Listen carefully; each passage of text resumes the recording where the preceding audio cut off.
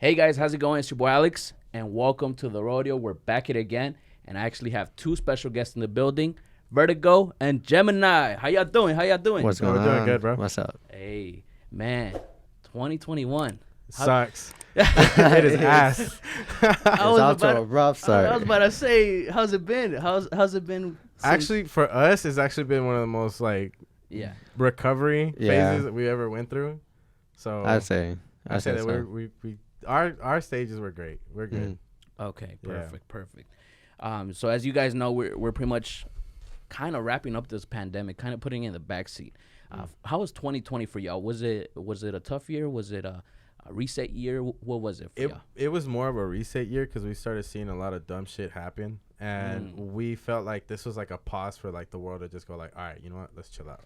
Yeah. So that's kind of how we took it, or at least I took it. Yeah. And he kind of just followed with me. But yeah, it was a pain in the ass at first, but we saw that, it kind of just took us in a place where we wanted to just be like, man, let's let go for a little bit. Yeah. And hopefully we can recover out of it, because we went through some pretty tough shit together.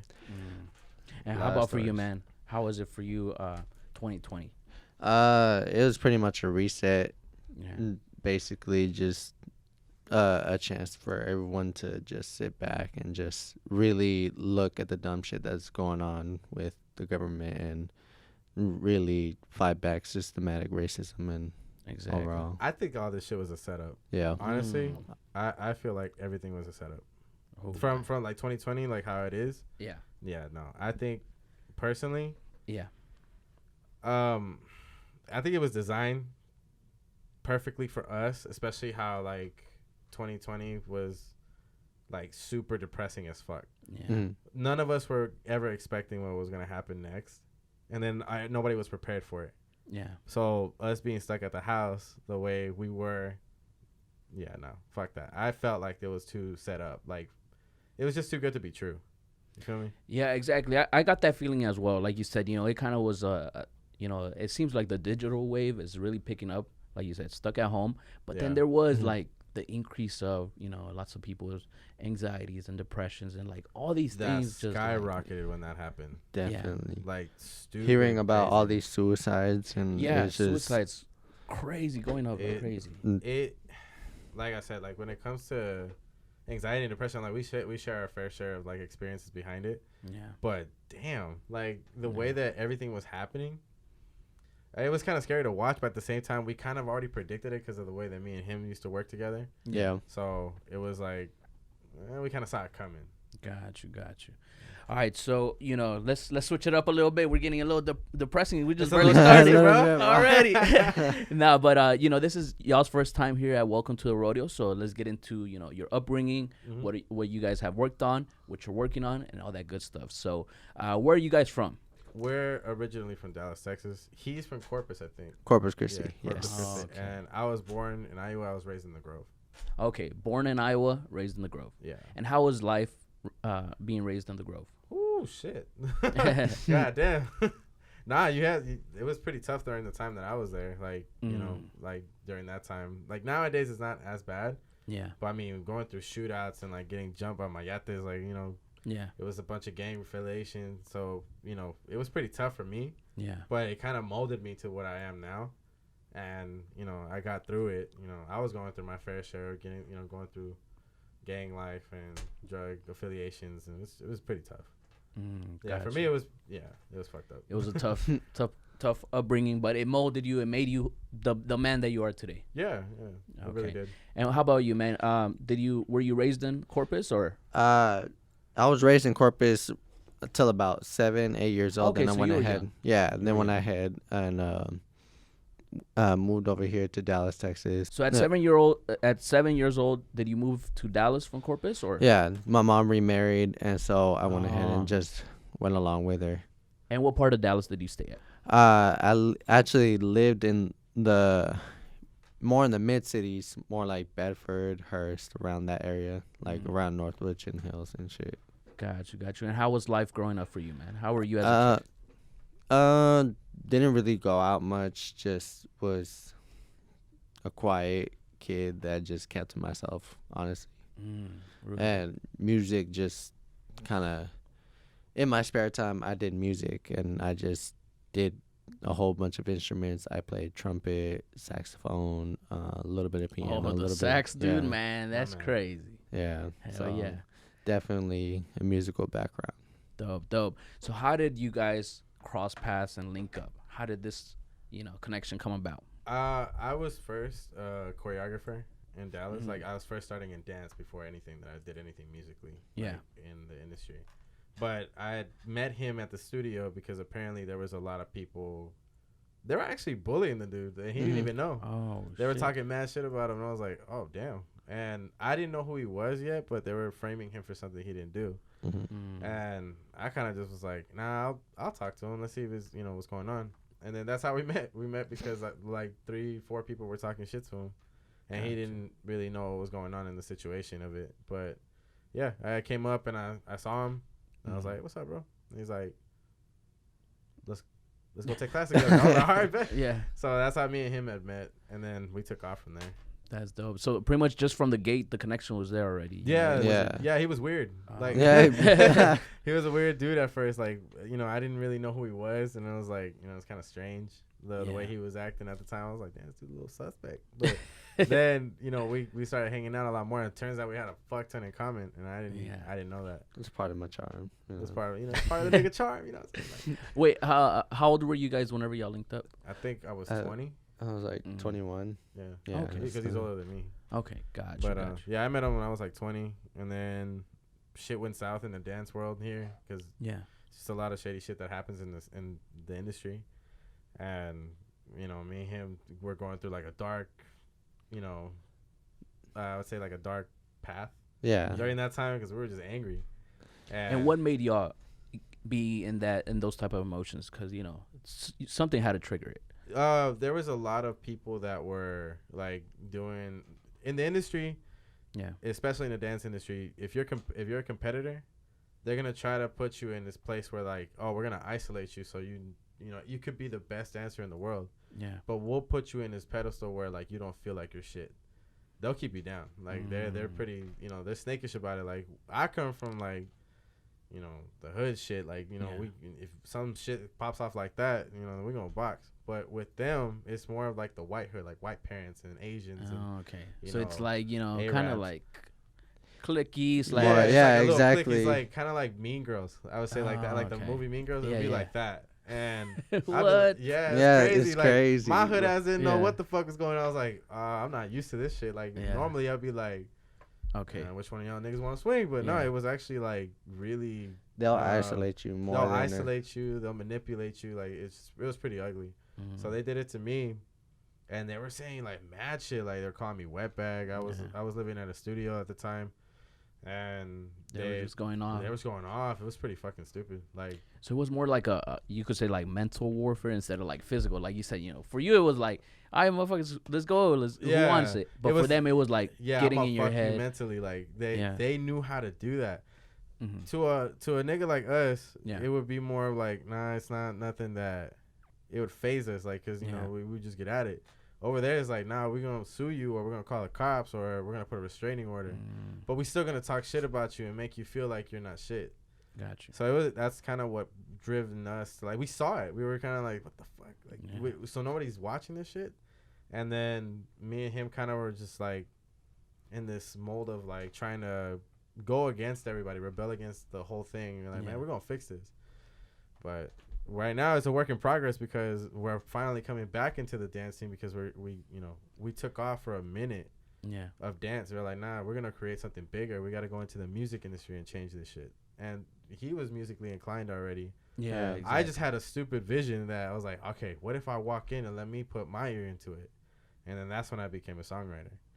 So that's when we started clicking more and started doing way more stuff into the music industry. And that's how it all worked out. We just created the Gotcha. label by anger. Got you. So let's get into that. So you guys, the dance is turning hectic. You could say it's going left. You guys said, let's get the fuck out of this shit. Let's do something else. What was the plan moving forward with the music? Was it, let's just make music, or was the label idea always We the Actually, start? we got inspired by a very important documentary to us. Yeah, it's called the Defiant one. That's The kind of where we got the Defiant name Defiant Records. We started seeing the industry start. We kind of figured out what they were doing. The industry's not stupid. Yeah. They're fucking. They think they think that some of us are stupid as fuck to not fall Oh for it. man, they think probably a lot of us Like, are. It's like they fooled the dumbasses, but we're kind of Yeah. like, we were seeing what they were doing. I was like, oh, y'all are using the media to figure out how to dumb it down. I don't know if anybody even noticed it, but like when it comes down to the music industry, you started seeing music not being smart anymore. R&B was dying out. Then you had, just weird, goofy ass niggas come into the industry and started fucking things up. Yeah. And everybody was kind of getting angry about it. And I started seeing the loophole. It was like a loophole. Like they figured it out and how to piss you off. There was something that in the documentary of the Defiant ones is like, yeah, we use, those type of mechanisms to, for you to look at us. Oh. So they kind of use the same thing in the industry to do that. Like they'll dumb you down, even lyrics, how beats are made or how it's marketed. People think that consistency is the thing to, to make it. And it's not true. Mm. No, I shit nowhere you not, near. there's nowhere near it that, being a part of the industry, you got to be consistent. Yeah. That's not true. It's literally how creative you are. Mm. If your vision is big enough, make it. Create it. Don't give a fuck about what that person says or what the other person says. I realized by being in the industry with him and being around a bunch of people that are just like fake as fuck, they'll take advantage of you. Yeah. We were able to go to downtown with no money, and we created this big ass company with two other people that were influencers in Dallas. Yeah. And it worked out, but then that's where shit started changing. You put people in a bigger pedestal, they'll start to try to take advantage of it.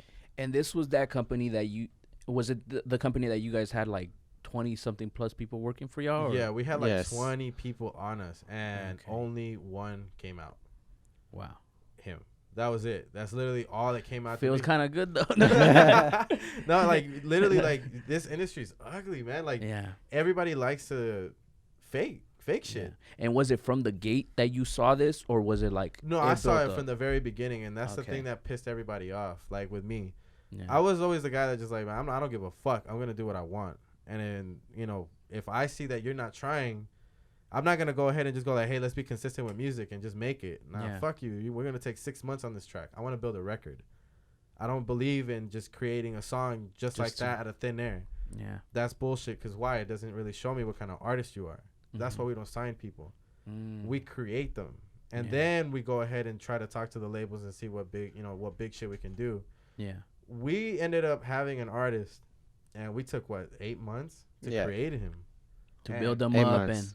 there were so many labels wanting this kid right after they heard the song called Hopeless Romantic that we had created with the kid, and they were like, "Damn, this is gonna be a hit. What are you gonna like?" Man. The market was great. How he was, dressing. How He had the everything. he had the look, the whole, persona. Yeah. And he switched it at last minute to be NBA YoungBoy. Oh no. Feel me? Like, so it's like Yeah. you switched up that quick just because everyone else is doing it. Right Yeah. now, it's about copying. You gotta bite Yeah. somebody else to go ahead and do what you gotta do. You gotta be apparently consistent and not care about the creative side of it. Everyone's done being creative. It's died out. So when I decided, let's say fuck it, we're gonna go on our own, and we did, and that was a threat. Yeah. We had people coming in. You had drug dealers. The music industry is about drug dealing. There's no way in hell you Hey, could man. just pop up, and then that's it. It's like, Speaking nah, facts right here, man. you can't just pop up with like what? You don't work. Yeah. So what do? I used my camera as credit.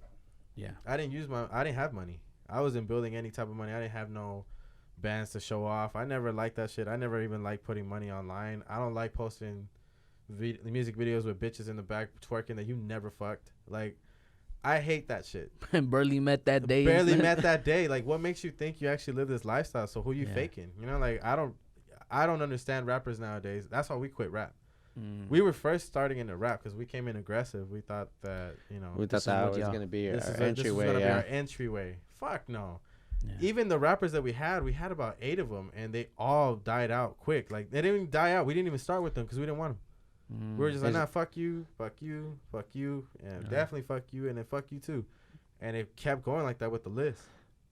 Wow. And right when that happened, everyone started hearing about us. Oh, these niggas just don't accept people. Yeah, we don't care about you.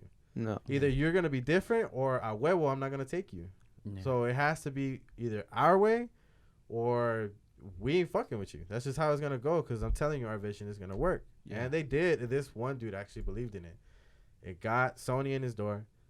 It got Interscope in his door. Yep. Yes. He had executives coming to him telling him, bro, we're going to sign you. And on top of that, there was even a big-ass contract that we cannot speak about.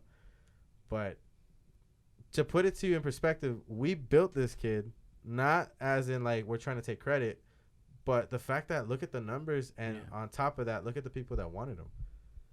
Why is it that our idea sucked? Why is it that every time we walk in with our name, y'all can't have it? I've had my idea be stolen from me, sold to Sony, and Sony didn't take it because I wasn't a part of it. Yeah. I've had people where they took advantage of both me and him. And how did you feel regarding that? You know, that's a big thing because, like, you know, taking an idea and selling to a big corporation like that, you know, that could be the golden ticket for a lot of people. Right? So how did you feel, you know? I'm going to be honest. I loved it. I love that you stole my idea. Somebody you knew, though, right? Yeah, no. We were working with them. We actually were going to build a whole, like, big I even told them, you help me. Yeah. We'll go 50-50. So imagine, like, I believe in you this much, but you have so many, you can test somebody in their true gangster form to see if they really about it if you have this many people talking in your ear and see how you change your perspective. Yeah. I told them, I'm coming to you with everything that I got. Look at what I can do. And I showed them, like, I was a creative filmmaker. I made a lot of films. You know, I told them, look, this is what I can do within minutes. And this is what I believe in. This is what me and him believe in. Are you down? And he was like, yeah, I do. I'm down. Last minute, he dipped out. And he tried. They were getting so fed up to the point where they're like, you know what? We'll take the same idea that he gave us, sell it to Sony, and corner his ass. And then right after, we'll tell him about it. Yeah. And they did. They told me about it. I was like, wait, so you took my idea, stole it, sold it, tried to sell it to Sony. Yeah. But they didn't take it because I wasn't a part of it. That feels like the shit. I don't know. I don't know how. That's the most beautiful credit you can give me, that you can't even take my idea and replicate it because it's just not able to be done without me. Yeah, because at the end of the day, you were the mastermind behind it. Yeah. So, you know, you might have the best product, best service or whatever, but, like, if it's somebody that doesn't know how to run it, sooner or later it's gonna crash. Yeah, yeah, you know, exactly. It's really hard to create vision. Yeah. Visionaries don't exist in Dallas. Yeah. Vision is when you just piss people off because you're doing what you want to do and how you envisioned it since you were a kid. I seen even with Gemini, like, I had to quit Defiant Records for a little bit to create my shit because people weren't really seeing me yet. And that's where the idea came in. People were seeing, okay, he's creative. He knows how to do films. He knows how to create, you know, certain shit. He knows how to create an artist. Like, where's all this coming from? Yeah. You know, he knows how to write music. You know, he knows how to really creatively direct an artist. Where is this coming from? Where did he get this? So I was like, you know what? I'm going to build the storyline. And the storyline is called Gemini. It was literally seven women that impacted me in a big way. So it's 7 storylines of 7 women that impacted me pretty hard. So when I did that, people weren't really understanding, like, what I was really trying to do because all they saw was just Gemini. I was like, they didn't see the vision. They didn't see the vision yet, so I had to create it, and it was pretty hard because to find people that were troopers, like, I mean, the fucking films are explicit as fuck. Yeah. Yeah, and then, you know, I had a market. I mean, I had a lot of attention on me. People, you know, females would go on my Instagram. They would try to, you know, get at me, and it was like shooting shots left and right. I'm pretty sure you've seen. Have you ever seen the question? Yeah. They're wild. Yeah, them girls wild, man. Bro, and this shit, you know, what's funny? People don't believe it. Oh wow. It's very real. Very real. I'm like, dude, I don't know how to show y'all. Like, I even show screenshots. Like, look, it's for real. Like, I don't know what it is about me. I'm not the cutest nigga in the world, but I wanted to prove many different pinpoints on that project for other artists to see. Choose the right music. Do I have an ear for it? How do you really interact with people in films? Are you really a visionary? What are your storylines? Do you know how to create your storylines? Yeah. Do you know how to market yourself? Do views, like, does consistency really work? So I tested the theory. I even went I went up against this one dude named Gumbo. I don't know. Gumbo. You ever heard that name? Okay, well, he was an R&B producer for Eric Bellinger. Yeah. I told him one time in a group chat, because we were all involved. He was doing this thing with Eric Bellinger. He created a track with him. Okay. And I forgot what it was called. It was for the protesting. Yeah, that was for the Black Riots. Yeah, the riots. Okay. Basically, that was going on. He did it, and I was like, dude, this is trash. Oh. And I was like, I didn't say it was trash. I was just like, this wasn't that good. Okay. Yeah, I thought you said no, man, listen to man, get this garbage out of here. Yeah, no, type it was shit. like it was way different, because like I told him, I was like, this was not It's that not good. what you expected. You're It's not what basically you- copying what every other artist is doing right now. You're copying the situation. You're making the dude look cool on video, and you're talking about the same topic. And he looked at me. He wrote it on there. He's like, who are you? You're nobody to tell me that shit. Dang. And you have no numbers. Show me an example of what you've done, so, you know, I'll follow what you say. Yeah. I was like, you know what? Bet that, nigga. I don't care. And I did. I was like, how about this too? I'll show you that consistency doesn't matter. I showed 2 videos. One was it was about a Hispanic. He's basically seeing in his point of view when he gets stopped by a cop and his homeboy's black next to him. Oh, okay. And it's called White Privilege. That video that Eric Bellinger did 64,000 views. This dude doesn't know anything about social media. The other guy that I was working with didn't know anything about social media. He doesn't know anything about phones. He just got out of prison. Oh. He made an acapella rap, and I decided, I was like, you know what? Let me put something in there so it'll make it more impactful. I used a song from Interstellar, the movie, and it made it so much more better. So Worldstar took it, and it ended up getting 500,000 views within 2 days. Oh my god. It went viral, and I went up to the dude, hey, here. Now, apologize. And still, he didn't do nothing. He was like, it was a great video. He actually messaged me to say, bro, this was a great video.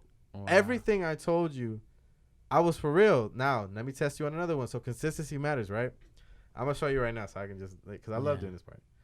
That's wild. Consistency. 64 against. Yeah, like 500,000. Golly. So I ended up making this video, right? Yeah. And this is where I always tell every other artist, stop being a bitch. Learn how to market the cute side of you. You're always going to be somebody's type. Even if you got big ass teeth, it doesn't matter. Yeah. I always tell guys, learn how to market the cute sides of you. It doesn't matter what it is. You can literally be sitting there doing nothing and you'll make a view. Yeah. Just learn how to market from the ground up and let people understand who you are, because you're nobody. Yeah. As an artist, who are you? Right? You go up to an artist, they go like, hey, listen to my music. It's talking. Nigga, you sound like NBA Youngboy or, you know, whoever is popping right now. Like, so who are you? I don't know who Yeah. you are. You suck. And I've seen the music video. It's literally just going back and forth like this. I'm a filmmaker. I know how to make that, but I don't want to. Right? So back to the part where I was saying, don't be consistent. Me and him got in the biggest argument. Oh. Biggest argument. He was telling you like, oh, you got to do this. You got to do this. And this guy was, I'm talking about in meetings with Sony, you know, about Grammy nominating, you know, songs. Yeah. I was like, all right, you know what? I got pissed. I looked at him. It's like, let's get the camera. All I want you to do is record me. That's it. Just think of me, like, you know, like visually. He's like, I don't know what to do. Like, I'm going to just set up a light just like these. Yeah. And a fog machine. And next to a light that is not beaming that well. All right, cool. Mind you, I'm not a filmmaker. He's not a filmmaker. I literally, I shit you not, every film that I have right now was filmed by him and 2 others. They have no experience in film. So when I told him, just do my shit, he's like, all right, bet. I did it, and then I posted it. Within 2 days, it ended up getting 2,000 views. Right now it's at 3,000. Mind you, I had a 5-month period of not posting anything. Nothing at all. Nothing. For 5 months straight, I didn't post anything. So does consistency matter? I'm not doing shit in that video. I'm literally just sitting there. I'm sitting there looking at my phone, looking at the sky, doing this shit with my fucking hair that I don't even have. Like, so there's nothing being done in that video, and it's another dude's song. I'm like, what the fuck? I'm sitting on a chair doing nothing, and I was being shared by nothing but females. So what is the average rapper or artist doing? Why are you consistently trying to make yourself look like the other artist? And when did you actually notice these things? Like, when did you see that? You know, because everybody always preaches consistency. Yeah, like all this and that. When did you say, you know what, this different route is working? Yeah, and it works. When did that come about, though? There was this thing that I had saw. I would see in artists that are big time artists, stars. Yeah, they would do these things that it's just the way they would market themselves is different. You can tell when someone's a superstar or when someone's just a regular artist. Just a regular nigga. Like, you can tell when someone's really trying to interact with the fans. yeah. I wasn't interacting. I was more seeing the fact that this is working for me because I'm not doing what everyone else is doing. I decided it was like, when I started seeing people doing the same thing, I was like, you can tell, like, it's really, it's right there in your face that everyone's trying to be like everybody else. And so I was separated yourself from the group. I was like, I'm not the cutest kid, you know. I'm not, and so let me be the ugly ass nigga that I am, and see what I can go with that. Within 2 days, I ended up having females upon females just posting the damn thing, like, on their stories. Yeah. And it worked. It literally, like, I showed back to him. I was like, look, consistency matters. I've been out for 6 months, 5 months. I think it's 5 to 6. And this worked. How is it that I'm out 5 to 6 months? And normally you have to, like, when you're out for 6 months, your views die out. Nobody's looking at your page. You got to build up again. You got to build up again. I didn't do that. Yeah. Oh, so you just have to be the shit. You just got to be a visionary and really dig deep into that root. Like I said, I'm not doing anything in that video. So if I'm not doing anything in that video and get more than an average artist that's like 15 years in or 12 years in and still pays World Star and they still can't get a view base, what are you doing? Yeah. So they're not focusing on the market. All they're focusing on is the bullshit that they see or somebody else do, and hopefully that they get viral with the littlest effort. Yeah. So that's the reason why I see that the industry's full of shit. I always seen it as like, all right, let's see what we can do. You know, let's take risky shit. All right, let's take it to the next level. I'm just sitting on that chair. Now let's add my storyline. Let's see if that works. So pretty much like you were saying, you know, all these people out here, all these people just copying everybody. Yeah. So you really have to be the first person to do stuff like this. So you have to be the first one to do it. And I feel like you figured that out. Like, you know, everybody's doing this thing. Like you said, let me just separate myself and do something else. Yeah. And I feel like also that's why you do get the gravitation from the girls, because you know, women in general, they see a guy working hard with his, you know, focus and his passion for something. They're like, oh man, this is somebody I want to be with. Yeah. You know, not somebody that, you know, is just like bullshitting out here and stuff like that. Like, they see that drive in you. And, you know, it seems like at such a young age, you're noticing stuff that takes years and years for people to learn. You know, it's just, which is crazy to think about, you know, like at such a young age. What are your thoughts about this, man? You know, seeing him, you know, transition through everything and seeing everything played out, and, you know, the ideas that he told you. I'll tell you what, man, it's really just because we've been living together for about 3 years. Like, we've been through our ups and downs. You've seen it all. I've seen it pretty much every second. Lived in. Oh my God, this dude's like seen me almost damn near die, like out of being sick. Like, people don't get how much. It's a different thing. They see things on social media, but they don't know what we've been through. Like the crap that we've gone through, the abuse that we took in some of these, like, you know, partnerships. Yeah. The crap that, you know, like, we've seen, and we took so much passion behind it. We never died down to that level of going like, they're not gonna believe us and they're not gonna take what we're doing, so let's just do what they're doing. We never took that route. We quit everything we've ever touched. And that's tough, man. You know, like you said, blood, sweat, and tears building up things, and literally just letting it go like that and saying, you know what, I could build it up again. Yeah. But that's what makes great leaders, great men in general, knowing that I could lose everything, but I'm a build it back up. You know, it's not like, fuck, you know, I'm at top. I'm at the top, you know, I can't lose the spot. I can't Mhm. because, you know, I'm fucked. I feel like if you're a true creative, Yeah. then you should be able to start up from anything. Yeah. Yeah. Rip the page and another. Yeah, it's tough because like me and him had to think twice. Like I had to go to Yeah. Colorado for 5 months to recover with him. So imagine leaving Texas, and me and him went like, you know what, you want to leave? Yeah. And we did. We just got up and left, and we rented out a house down there. And nobody even knew.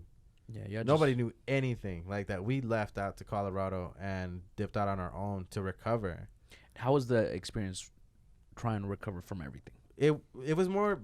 It wasn't mentally that we were trying to recover. I had gotten into like these big accidents and life caught up to me.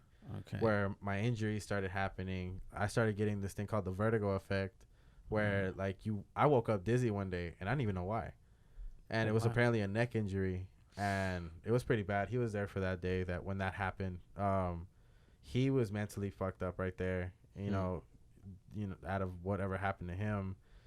And past traumas is just all of it just built up, and we're like boiled up, and and plus my back injury, my nerve damage, it was just all this crap just built up, and we're like, you know what, bro, we need to go somewhere cold.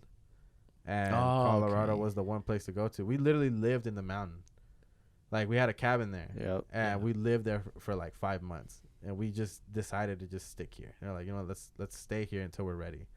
And the last days we got off social media for like 5 months. 5 months we didn't have social media. Yeah, we're recovering. Yeah, cause physically, mentally. The amount of money that I had put on these people, bro. You don't even know how many people had fucked us over. Yeah, it was bad. Like they had seen what we were doing, and I took them in, and I gave them everything. Yeah. And out of nowhere, boom! Everybody steals everything. They dip out, and they tried kicking us out, but we left before that even happened. They're like, you know what? Fuck this. We'll dip. And we even gave them everything. We were like, fuck this. We'll start from scratch. Shit, man. And that's how it happened. Literally, we came back. I'm telling you right now, I spent thousands doing what I did. Yeah, because equipment's not cheap. and building up everything. Marketing's not cheap. Like, everything. Yep. Like, everything has a budget or a price, I should say. And, like, like you said, a team of, like, 20 plus. Yeah. Shit's expensive out here. Shit is expensive. And nobody puts in. Yeah. Just like, how you were telling your story. Exactly. We can relate all the way. Exactly. Oh, yeah. And how about you, man? Whenever you saw everything that was going on, you see everybody kind of, either leaving, getting fired, quitting, whatever. What made you say, you know what? I believe in this guy. Because you could have easily gone with everybody else and said, F this. I ain't trying to go through all this shit. It was just a matter of, what true vision looks like, and I guess that's what I gravitated towards. You saw the big picture. Yes, exactly. I feel like you shouldn't settle for anything less than just great, honestly. And did you see how the other people that you guys were working with kind of were like snakish and stuff like that, or was it like whenever it just happened, it happened? Or did you see that throughout the process? I kind of I'm more of the fly on the wall. You'll just see me just there, observing, just seeing all the patterns. And I've been knowing it, but it was just like we were trying to be hopeful and trying to make sure we put our trust in people. Got you. Yeah, because, at times you kind of get a vibe from certain people. You're like, I'm working with you, but I got to watch my back at times with you. This was every day. Every day was the same thing. It was like, I see that you guys are like, believe in what we do, but at the same time, I'm seeing that you guys aren't. Like, you guys are doing your own thing. That's cool. Yeah. And I didn't mind. I never asked the payment. I never asked, all I asked was like, all right, I'll build you. Help me build us. I'll build you. I'll literally help. I didn't charge a dime for film. I didn't charge them to market them. I didn't do anything. They just didn't know when to create. Yeah. I was already ready and full on, like, set on. Like, I've been creating this for like 2 years. You guys are barely starting from the bottom. Cool. I'll help you, but just let me get you there. And they're like, nah, I don't think I'm ready. And cool. Like, and then they started seeing that they weren't doing anything and my shit was working. So what was the first thing that they did? They tried taking advantage. They tried using us in different forms, and they're like, you know what, fuck this, we can do this without you. We already got another guy. Man. We got more shit to do than you. So and on top of that, all the resources that you had, well, now they're ours, and now you can go fuck yourself. So it was like, oh, okay, cool, all right, well, I'll go do that, and I dipped. It didn't even last 6 months. The pandemic hit. Everybody crashed. Everyone was in beef. Disarray everywhere. I even called it. I even told them it'll take less than a year for them to die out. It took 6 months. Yeah.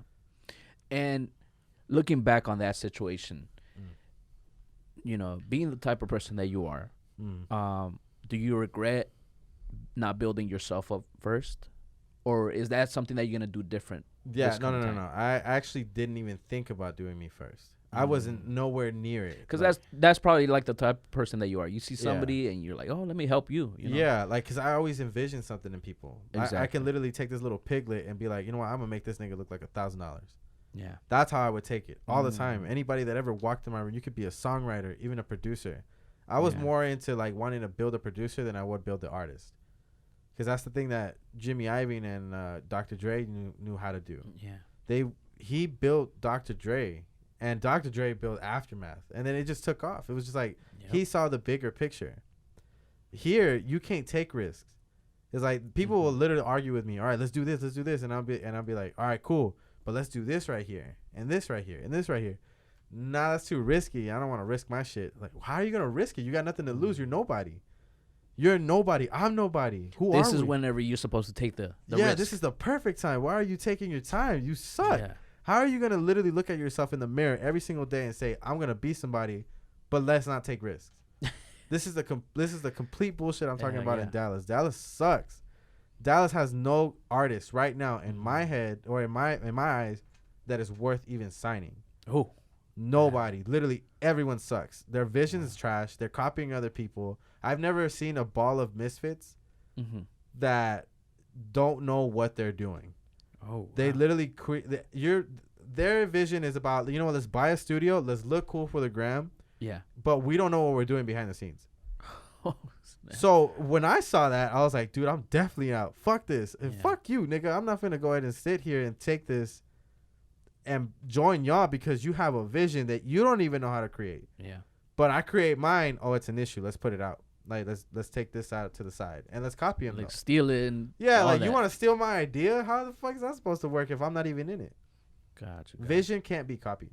Yeah, that's a fact right there. You know, and we saw it. You saw it firsthand. You know, these people took your stuff within 6 months, not even a year, like you said. You know, 6 months. 6 months out of there. So that happens. Traumatic things, you know, happening on. You're recovering. Yeah. Defiant, estimated 2020. You established that. Yeah. Established 2020. Established 2020. And, you know, what made you say, I want to do this again? I want to build myself or the company. And, you know, most people would say, you know what, fuck the industry, fuck all this shit. That's the biggest reason why I did that. The biggest reason why I did is because I told everybody, your vision isn't good enough. And you tried stealing my idea. And all I thought was that, if you have a big office and if you have a place to go and you have a studio and engineers and make the look, that is not true. I thought that's what it was. I was like, no, it's you create the vision and sell it. Oh, yeah. You forget about the whole studio. The studio don't mean shit. I literally realized that. I was living in downtown. That didn't mean anything. People thought I had money. I was like, man, fuck this. Yeah. I had my 2020 Chevy Malibu. I took that bitch back even because people thought I had money. Yeah. That was a payment card. I didn't pay full cash on that. So now my mentality is like, all right, no, the vision and the creativity behind it is better. I'd rather do the longevity side than I would rather, you know, exactly, quality over quantity. Exactly. I don't give a fuck about what I have. How much money do I have in my pocket? I want to, whatever I have in my pocket, I want to triple it, and you're never going to see it. You might see my debit card and maybe think that there's about $30 in there. But in reality, it's going to be like at least $2 million. And you never would have known. That's how I want to see myself. Even in the vision, like when you see these films, when they come out. Yeah. Pay attention to the film. Literally, like, look at there's hidden messages behind it, and people don't know it. When they see the films, they're gonna see like, oh, he's doing the attractive thing, and the girl's fine. The surface of it, but you're gonna see a detail that I'm gonna talk about it later. And hopefully, we'll get back on this podcast and talk about it. Oh yeah. And then I'll pinpoint it, and you're gonna be like, oh shit, I didn't realize that. Because that's the point about visionaries. You're supposed to do that with, to inspire the other people that are coming up. Yeah. Why would you be stuck trying to do the same thing? Why do we keep trying to do the same thing? It doesn't work. And I completely agree, regarding the sense that, there's a lot of people just copying everybody else. And in my personal opinion, what I see is that they see it as the easy route. You made a point, you made a good point, like you said, longevity. Longevity is something that's very hard because it takes time. It takes time to build up. Yep. And, like you said, being creative, bro, it's a hard job too. It's not like you just like wake up like, and oh, No. ideas after ideas after ideas. Like, no. Sometimes you burn out. Sometimes Exactly. Time is the there's, worst enemy to creativity. Yeah. And that's literally coming from Dr. Dre. Damn. Literally, you should watch that documentary. That's a good You one. would literally think to yourself like, damn, these dudes they took a chance on themselves with nothing in their pocket. Yep. And made what they have now. Like, they're, from what we see, they changed the world in many ways that we didn't understand at the time. We didn't know that it was going to happen. We didn't know what they were capable of. We didn't know what kind of move they were going to do. They brought out the biggest artists that we still talk about today, even if they're dead now. Feel me? So it's like, why would I follow what, and no shade to any other record labels, but none of the other record labels are showing me anything. Damn. The Interscope was the only one that I see that took the risk, and they got Billie Eilish right now, and she got 5 Grammys in one night. Yeah. She was only 17 at the time. I was about to say she's still young. She's still Yeah, young, she's and you still. can do that with her. Yeah. Why would I follow the other record labels? Oh, because you guys want money. I don't want money. Give me your resources. I'd rather have that. Yeah. Don't give me money. I don't care about the 20 grand. If you want to give me 50 grand to kind of start it off, cool. I don't care. But give me the resources. I know what to do with that. People focus more on like, oh, I got signed and I got a $50,000 check. Okay, well, you got to pay that back, dumbass, because you don't have that. That's an advancement, a loan. Yes, much. a loan. You basically went to the bank and got a loan. Yep. And now you got to pay it back, sir, because now you're going to be in debt. Now what you going to do? You can't make that money back up because you thought you were a badass. Yeah, the label is seeing that as like, we give you $50K, we want 200,000 back type stuff. So Yeah. It's something that people still to this day kind of don't grasp. Yep. And like you said, there's certain labels that they're kind of doing the right thing. Yeah. But what are your thoughts with the Dallas scene in general? What do we have to do different, or what do we have to do in general just to see the growth that we see in other markets? Stop being a bunch of pussies. Literally, that's all it is. Stop being a pussy. You want to go ahead and talk about that you're the same, you're different, and my music touches people. No, it doesn't. I don't know you. That's the thing. You could talk to me and tell me that. You can come into my face and go like, I don't know you. Cool. This ain't about me. This isn't about me. This is about you. If you want to be great, you want to do drastic changes, you got to do drastic measures. You can't just sit there and think, oh, I got to be the same. Yeah. I got to be egotistic. I can't be coached. And that's another thing with artists. They don't like being coached. All they care about is like my vision, but your vision is someone else's vision. So what are you doing? I'm not going to do that. Why do I got to stick around? And then they get pissed off, that you got to stick around with them. I don't have to stick with you. People hate that term, coach. Coach. But it seems like, they don't understand you need those people around you. Yup. Tom Brady has a coach. Yep. LeBron has a coach. The greats in their industry have coaches, have people that help them do the right thing and build them up in general. So, like you said, it's kind of more like an ego thing. Like, oh, it's my vision. It's my way. And they never make it. Yeah. That literally, Trey Songz had a coach. Trey Songz had Troy Taylor. Troy Taylor literally coached the living shit out of him and made him who he was. I'm not asking an artist to go ahead and say, hey, you're going to do exactly my music and that's it. Yeah. I'm asking you, let me get you there first as an artist because you suck. Then go break off all the rules when you're finally known. Yep. Then you can go do that if you want to go ahead and do that. But let me get you there first. That's the part that they forget. They don't really let that sink in. They go based off on, oh, I want to do it now. No, nigga, you can't. Yeah. You can't do it now. You have to literally start from the bottom, from scratch, build an image that people, I know what they want to see. I would tell you how much right now. I know what they want to see. I'm not building myself to be famous. I'm building myself as in like, okay, I'm an executive producer, an A&R. I am a creative director, artist developer. I also do filmmaking, film director, pretty much cinematography, all types of everything that you think of in the industry. I am. Yeah. So how do I put that all together? Gemini. You're going to see it from there forward. Okay. In the beginning, you're going to see I had 7 stories with 7 females. Yes. And they're all beautiful. Oh, crap. But you know what's funny about those films? I never, ever spoke to any of them after like that. There was, we would talk, but I never wanted to keep going because of the fact that I didn't want the image to die out because he was a creep, kind of thing. And if we did flirt, it was small. And but it was just in that moment. Yeah, in that moment. So it's like, you know what? Like, but all of them were troopers. Because, like I said, these films are explicit. This has never been done in Dallas before. My films have never been done in Dallas. Ever. I know that for a fact because I've seen all artists. I've seen all types of films here. Mines have never been done before. So to see what I'm about to do right now, I know it's gonna affect a lot of people. Wow. Yeah, because like I said, people don't get that I'm gonna be the reason why Dallas changes. I didn't leave for a reason. I could have left to California right now. We had deals, but we didn't. Not because we were broke. We can go anywhere and migrate. We don't care. But the problem is that I'm tired of seeing Dallas being such a lazy ass city when it comes to the music or any type of entertainment industry. Yeah. They're lacking in creativity. They lack in trying to be coached.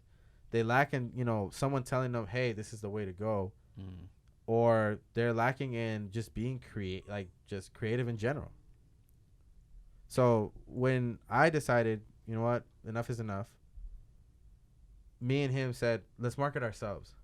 Let's look to part, like what we decided to do when it came to us marketing. We decided the artist market is going to be put on the people behind the curtains now. Yeah.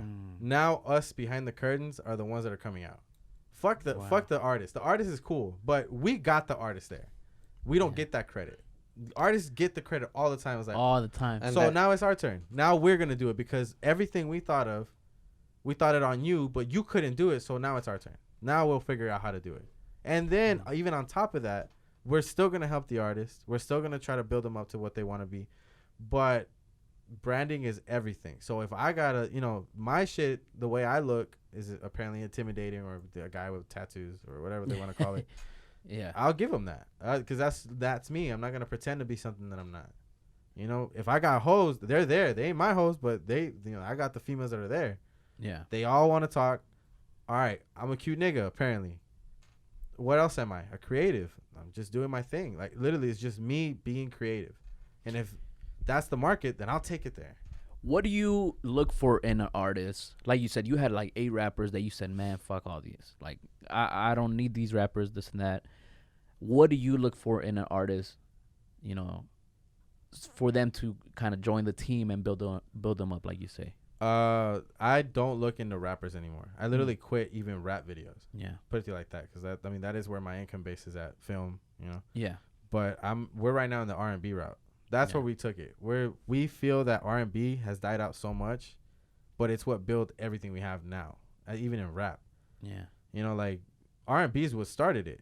Yeah. Rap didn't start that. R&B did. We were singing before we were rapping. So let's get something straight. Let's go back and give credit to where it's due. I'd rather go ahead and bring an R&B artist up because that's my thing. I used to choreograph to R&B music. Even the guy Gumbo that was the producer that we got into it with. Yeah. Even him, he created tracks that I choreographed when I was 15. I didn't even know that. So imagine I'm working next to the guy that built the track that inspired me to do what I'm doing now. Yeah. Why am I gonna go into the rap route? Fuck the rap route. They suck. Like they never make it. They always go a certain level and they never get to surpass that. They're gonna go here, and it's gonna keep going. But R&B, it lifts off. They're not cheap. Rap videos are the worst because they're so cheap. They'll talk about, hey, I got how much you charging for a video? My shit is $400. Oh, I got a homeboy that does $250. Well, fuck you. Go to him. You know, even that rap is cheap as fuck. Second, they really don't know how to market, so I don't get inspired there. R&B music though, those motherfuckers right there will spend $700 to $800 of like even a $2,000 budget. Oh yeah, they'll promote the fuck out that hoe, and they'll dead ass they'll give you credit. They'll tell you, like, they'll even bring you on board with the team. They'll pay you to be on board. Everyone else in the rap scene is going like, no, just trust in our vision. I don't want to.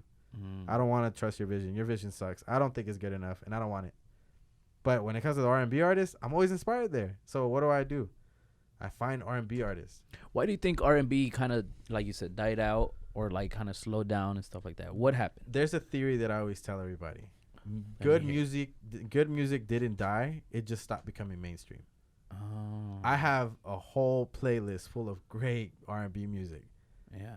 And it's not even sold out like that. So the spotlight kind of just shifted. It went to rappers. Mm-hmm. And I'm not hating on anybody's bank. Go ahead, make your paper. Do what you got to do. But you didn't earn that. And you know that. Mm-hmm. And they see it as like, they even know that they didn't earn it. I didn't earn this shit. Like, it's just the fame that I got. Now I got it. They don't even know what to do with the fame. You feel me? Yeah. It's like H&M. H&M has this thing where like they just keep creating different clothing, and you just keep buying it. It's like a consistent flow. Yeah. Same with rap and music. It's just it's just consistent. So with why is creativity died out? It's because it doesn't sell as much if you're taking a long break. So they see that the money's not there. I don't care about the money. I don't really give a fuck about it. All I care about is good music coming back, because that's what made me feel good. If it sounds good and it feels good, play it. If it doesn't, turn it off. That's how I take it in the studio. If it doesn't feel good, take the track off. Who are 3 R&B artists that you're feeling right now at this very moment? Right now that I'm feeling like big. Up to you. Bryson Tiller. Bryson Tiller is one of my like absolute favorites. He's very underlooked. Like they're not paying attention to the way they should be. The main the labels or anybody that would want to. He had that spotlight on him for a bit, but then, like you said, it seems like now it's just like, okay, next person, type stuff. The other person that I would say, Jacquees, but only because he's afraid. Like right now, he's not as big as because he's afraid right now, playing it safe and trying to do what the industry's telling him to do, but he's fighting it. He's fighting and he's wanting to come back and go like, no. R&B feels good to me. I want to do this. The other person right now that I'm looking at is John Conception. Okay. He's another R&B artist. That dude right there is crazy. But other than that, I mean, Eric Bellinger too. Eric Bellinger he's doing great. It's just he does so much mainstream shit right now. Like he's trying too hard to be mainstream. Mm-hmm. And that's what's killing him. And I don't think Gumbo's telling him that either. And I hope Gumbo sees this fucking interview. And you tell Eric I said it. You tell Eric Bellinger I said it, that he's doing mainstream shit. He should go back to the smart shit he was making. The shit that I was inspired by. Because I'm about to show you, right, like these films that I did, that's nothing compared to what's coming next after it. Because that's where the choreography comes in. I even forgot that I was a dancer. I was like, hold up, I'm still a choreographer. I know this. This is my realm, yeah. This is my shit, so what do? How about I create a whole hit playlist and choreograph to all of them and make storylines of them. Oh, wow. And let everybody see these are the hits that should have happened in 2020. Yeah. This is what should have happened. This is what you should have looked at. How my ear sounds. And hopefully the choreographies give it that. You feel me? Yeah. So that's how I was taking, like, how I take the industry, as in they're not as creative anymore. And we're building. And that's good that you're incorporating all this different arts. Yeah. Because my favorite artist ever is Michael Jackson. Yes. And oh shit, the coaching he had to go through. And Michael, amazing musically. Yeah. Choreography, persona, look. Like he just was in a different world, you could say. Yup. And he took 3 months of just him building himself. 3 months every single day straight. Building with choreographers, songwriters, and different and he had songwriters that were strict. Yeah. Who was one of the guys that was like he he wouldn't move without. Quincy Jones. Quincy Jones. Quincy Jones, like, he was strict on him. Stupid strict. If he was like, nah, I don't care. I'm going to, like, I don't like this part of the song. I like it. You're not doing it. We're not pulling the song out if you don't do it. Oh, wow. That's how Quincy Jones was. It's like, no. I got this vision. Take it. Watch. It's going to work. And Michael didn't like it, but he went ahead and trusted him. And look what happened. All the songs that we're inspired by were made by this kid. Now, why isn't the spotlight on him? Yeah. It is, but not enough. I don't like that. So we make shit money and you guys make the big bucks? Nah, fuck that. Now it's our turn. Labels are going to have to sign us. Put it to you like that. It's got to the point where it's like, nah, I don't see you guys doing it big enough. Let's sign these guys, the creatives, because we're the ones that are making it happen, and I don't see them in the spotlight. So like you said, it's time for a change. It's time for that to change in the industry. We're going to have to put that where the shit to. Gotcha. Because even at that, we're still getting shit paid. We're not getting paid enough. Not front and center yeah, artists. like you guys can go in the whole, meetings with the artists, but with us, what happened? Yeah. Well, also, we not shit. We got to get emails. And then you'll pay us. Nah, fuck that. How about you pay us? And that was the thing that Dr. Dre did. He marketed himself. I loved it because he made himself look like the shit, the biggest producer of all time. This dude made beats, headphones, did a $3 billion fucking deal with Apple and Jimmy Iovine, but nobody even knew that Jimmy Iovine was the one that created it with him. He would have never made that idea without Jimmy Iovine. Oh, yeah. So imagine, what would we do without Beats? What would we do without, the Chronic? What would we do? The art that he created. The artist that he brought forward, He took it to many labels and nobody wanted him. Jimmy Iovine was the only one that said, I'll take on what everyone else wouldn't. And guess what happened? He made Interscope what it was. So why is it that we're not getting credited to some of the stuff that's happening here in Dallas? I want my credit.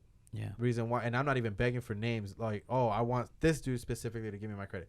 No, give me my credit because half of you niggas are made because of what I did. Mm-hmm. I gave you guys in the placements that you guys are in right now, and I still haven't gotten it. So maybe my ear wasn't that bad. Maybe my creativity wasn't as trash, and maybe this dude's beats wasn't as trash as you thought it was. This dude makes nothing but R&B beats, and this is every day, and still hasn't even released them yet. Can you imagine this dude working from 7 in the night to 8 in the morning making beats, and nobody even knows that he has a lot coming out? There'd be days like that, like where I wouldn't even be able to sleep for more than 24 hours. Oh, that was like it was just nonstop dedication. Wow, it's pretty tough to do what he was doing. And that's how you have to do it. Honestly, if you have that passion, that drive for what you do, it's just like, bro, this is, you wake up wanting to do that, Yeah. Yep. So, that's amazing what you guys are doing. What are your thoughts regarding what social media did to the whole creative, the whole concept of, do you feel like that plays a big part as well as yes. people seeing everybody's move so quick that they're like, all right, definitely. this is what we got to do now. Yeah. Now, here's the thing about social media. Social media, like I said, you don't have to be consistent. Okay. It's a TV show. You literally just got your own TV station for free. Back then, you had to pay for your TV stations. Yep. Even commercials, 15-second commercials would be like $2,000. Yep. Can you imagine? We have social media now. You get to create your own storyline. You don't even have to be yourself. Why are you putting your whole emotions, your whole business out there, like, that has nothing to do with nobody? Yeah. Like, who gives a fuck that you took a shit 2 minutes ago? Nobody cares. Yeah. There's some people that do. Like, there's a short portion, like a big portion of social media that does care about what the average person does on a day-to-day basis. Yeah. But that's if the spotlight is on him or her. Now, for the average nigga like us that we don't, we're just creative, that's the thing about it. People that don't deserve fame are getting it. Yeah. Why? I have no clue. Maybe it's because her ass is big and she knew how to pose it. But when I saw her ass in real life, she's a fucking catfish. So really, in reality, what are you really doing? Shit, fucking social media relationships suck ass. That's true. Yeah. Because it's not even they don't exist. I've never seen a relationship from this generation last 5 months. Wow. They don't last 5 months. And if they get married, they divorce in 3 years. That's so crazy that you say that, because like me and my girl, we've been together for 2 years. It's about to be 2 years. Okay. But for a year, we were both on social media. Yeah. And then the next year, she said, "No, I don't like, the whole concept of how everybody's thinking and stuff like that. I just want to focus on us." She was seeing it. Yeah. Oh, okay. So you saying that is kind of like, dude, she totally saw that. She saw it happen. how it was like, shaping the relationship and stuff like that. So she's like, no, it's not worth it. Mm-hmm. And for me, like you said, I use it as a marketing tool. Mm-hmm. I give 2 fucks about what the fuck is going on, man. I posted this video. I'm gonna interview this person. Yeah. It's a marketing tool. Yep. But like you say, it seems like all these not so talented, not so creative people are getting the spotlight. Why are they getting the spotlight? For what reason do I have to know who you are? Like, okay, you're pretty. Cool. I'm a pretty decent nigga with tattoos. Yeah. What am I doing wrong? What am I doing that you're not doing? Oh, you're putting your whole life out there. You're embarrassing yourself. So now you have mental issues. Now you have this part of your life where you got to fix. See, the thing is, it's not worth my mental health. Yeah. I don't care about what anybody else is doing. I'm going to switch it. Even from what you wear. Like I said, there's signs in the films that I have that everyone's going to see. And you're going to notice that you don't have to be what everyone else is asking you to be. And that's something that I always tell everybody, like, even relationships, like I said, they don't even last 3 months. Yeah. Why? Because here's the statistic. Let's be real niggas now. Let's put our dick outs on the table. Any nigga's gonna get their dick hard by seeing what they see on social media now. It's softcore porn. I don't care what anybody says. Some girls get their nips pulled out. There's females that twerk way too much. Yeah. There's niggas that wish that they had that shit. And on top of that, we'll look at their female and be like, she's not the finest female in the world. I don't really want to be involved with her no more. Maybe my life isn't going the way it is. I want to be free because everyone else is free. So it's molding you to go ahead and want to be free. So what happens? Love dies out. I want to go back to how Twilight was. I don't know if anybody remembers that. Oh, yeah. How Twilight love was, where you would write letters and you would fucking wear plaid T-shirts and love the person that was next to you unconditionally because you saw somebody else love them unconditionally. Yeah. The movie Twilight was a perfect example. Yeah, it was a little bit too crazy and a lot of vampires and the message. Yeah, the message behind it was pretty fucking dope. But during that era, people didn't notice how much relationships were important. Yeah. People were really believing in love. Yeah, like you didn't have social media influencing you to hate love. Now everyone hates love.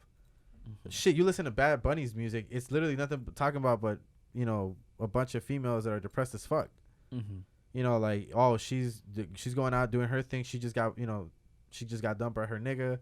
Now she's going to go shake her ass and drink, drink as much as she can to let all that pain go away. Okay, you're relating. Are we fixing the problem? What are we doing with females now? Because females now, they can't even post correctly. I have taken pictures of females like this, like if I'm right in front of you, and they'll try to check my phone. Yeah. They'll be like, oh, hold up. How did that picture come out? Yep.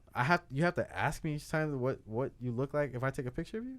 Back then, you could take a Polaroid and it'll be nothing. And that's actually a funny thing that you bring up because, on TikTok, I was watching these videos of like, have you seen those videos where they show like old school old high schools, like from 01 or 1999? Yes, I've seen that. You see everybody's like, oh, what's up? They don't even give a fuck. And then now you see the phone move a little bit. Wait. You got a filter? Everything good? This and that? Like, bro, no, it's crazy. Don't you think that messes with your mental health? Like, you go like, what the fuck? I gotta double check on a photo that I know for a fact there's no changing you. What is it that you're so you're hiding something? That means you're hiding something. That means you catfished enough on social media. That's why I post no pictures. You'll never see a picture of me. Instead, it's only gonna be on my stories. But in my post, you're gonna see videos of me directly. There's no positions. There's no it's just good lighting and working them angles. Been working them angles. That's all it is. It's nothing big. When you go and do a social media post, I with a girl, it's just her posing. But when I see her in person, I'm like, sweetheart, you do not look like this. Yeah. But they'll check mine. They'll be like, okay, let's see what you look like on yours. I look the same. It didn't change. Literally, it's the same person. You see me standing. I stand. I even show my gut. Like, I'm not the fucking skinniest nigga in the world. And I didn't even have that much tattoos at the time. And my fucking face was greasy as fuck. But apparently that was attractive. I didn't know how that was attractive, but it was attractive. My pores were even showing. Mm-hmm. I noticed the details behind it. I went ahead and did it to show a message. And I guess that's what females love. That the guy was confident enough to go like, hey, I look like this. Yeah. Instead of it just being a picture of me posing. Like you said, with the money and the guns and Yeah. the car. And Oh, shit. You don't know how many times I've gotten and like cock blocked the video like that? Yeah. I put my face in there like, you lying. Like, they'll be posting their money. Yeah, I got this shit. Nigga, that's $20. Like, you have nothing but ones on you. It's like, nigga, shut up. Like, they'll feel embarrassed just even seeing that. Me saying that shit out loud on video. You should have seen it when I first started the label. How many times people would do that on camera? And I would cock block the fuck out of it. I'll be like, nah, you suck. You don't have that. Second, you live with your mom. Third, you don't have a good car. And I don't have a good car. I would say, I'll dead ass, before I talk shit about anybody, I normally say, hey, this is what I don't have and I don't do. Yeah. Before, so you wouldn't feel as bad. But you don't play like you do. You know, it's not like you're giving the persona that, oh man, I'm driving the best car, got the biggest house and stuff like that. Yeah. I got the smallest house and I love it. Exactly. Like, exactly. That house that we have right now, Cozy. oh, it's so cozy. And it's so small too. It's like you go in there, you're like, dang, it's tiny here, but it's so dope. You start to love what you like being in there. Like, I love being in my house. Like, now I do. Back then, I couldn't even stand being in my crib. But now it's like, you know, I'm comfortable where I'm at, but not satisfied. Got you. That makes sense. That's good. That's good. Yeah, man. So overall, you know, it seems like you have a lot going on. Yeah. And there's still a lot to freaking, you know, for us to see. So A lot. Big time. So, you know, It's 2020, it was just the start. You know, you kind of just, the foundation's being built. Mm-hmm. And, you know, I would love to see what you guys got going on overall. But where could the people find you? You know, how could they see your stuff and all that you got moving forward? You can find me on Instagram, Gemini_1111. You just put 1111, you'll see it. It's a guy with tattoos and just laying down on his elbow. Like, yeah, that's mine. And on Facebook, I get, because now I'm actually using Facebook. You can find it's called Gemini Filmed It. Gemini Filmed It. And what about you, man? Where can the people find you? You can find me on Instagram on Beats by Vertigo, BATSBYVERTIGO. Hey. Oh, that was a mouthful. Cool. I was like, oh shit! All right, my man's spelling that shit. All right, guys, make sure you like, comment, subscribe, hit that notification bell, get notified whenever we drop new content.